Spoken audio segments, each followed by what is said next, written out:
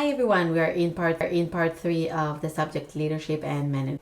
We came halfway into the subject, and today we will discuss a little bit about do's and don'ts as the manager or leader in Korea or working with Koreans.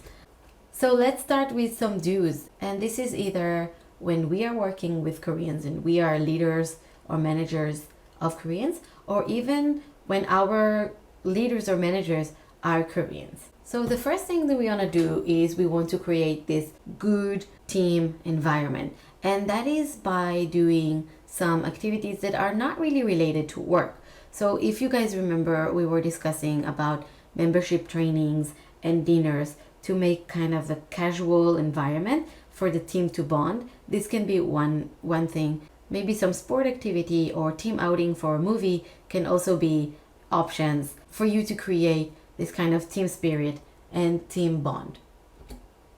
Another thing that would be nice to do is to show your interest in the team members more on the personal side.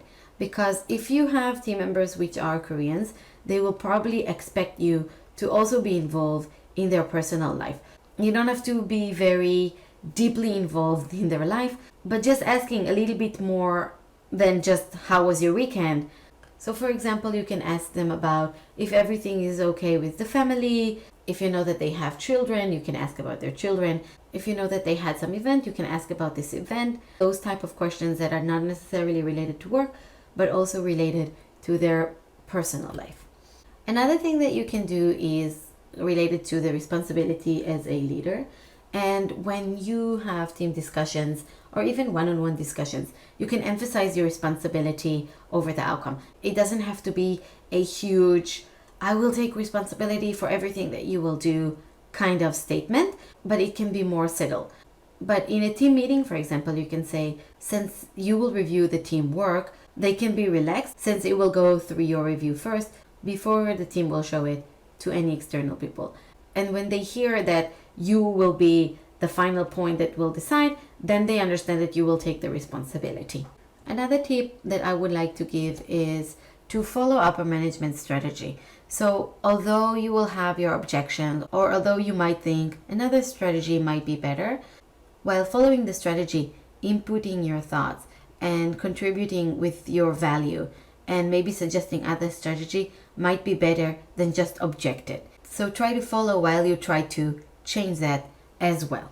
Related to following this kind of strategy would be probably to reflect the company spirit, and you can emphasize for your team, for your department, for the company itself about a common goal. And this kind of emphasize when you're talking about a common goal in maybe a team meeting, one-on-one meeting, a meeting with your manager, you can really establish a collaborative working environment, which is part of the holistic management style.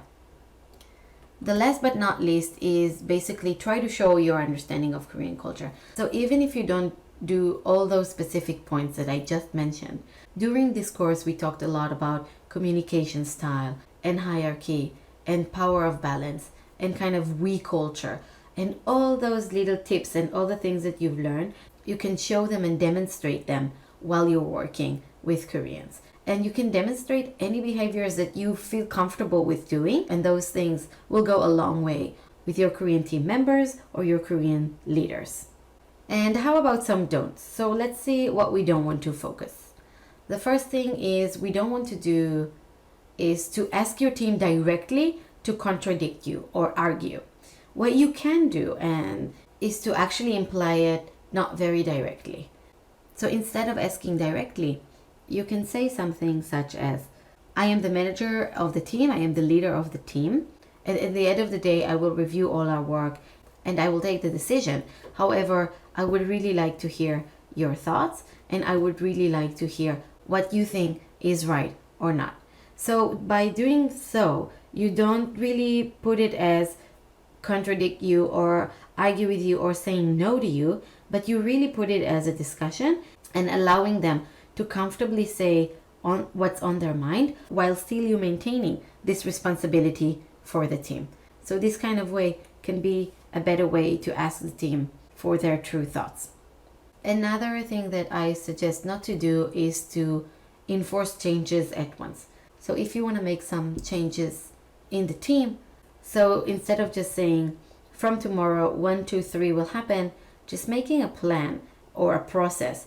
When you say tomorrow we will start with 1, next week we will do 2, and the week after we will do 3, we'll give the team the time to process it, and we'll give the team the time to move together toward this change. And again, keeping this kind of holistic way of changes. The third point that I would like to talk about is try not to immediately outstand other people. So we were discussing about this management style that put first the team environment and team collaboration more than performance. So even if you're very top performer and individually you're doing very well, try to mingle it into the team and try to show your collaborative spirit more than your performance at the beginning. Going back to saying no or argue that's on the other way, is I would recommend not to openly go against other managers or other team leaders.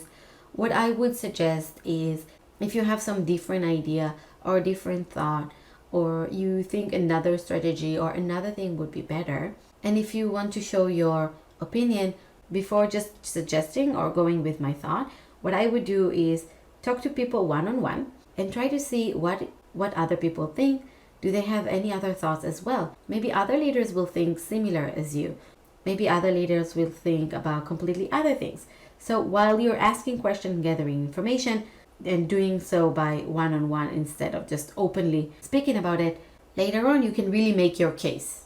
And by so you can also see if you will have support for your idea. Related directly to that is taking sides on an argument is not very recommended.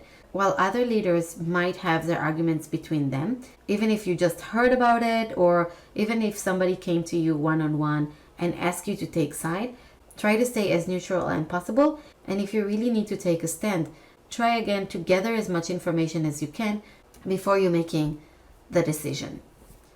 So those are some do's and don'ts. And again, I also hope you can think about some do's or don'ts. And I will see you in part 4.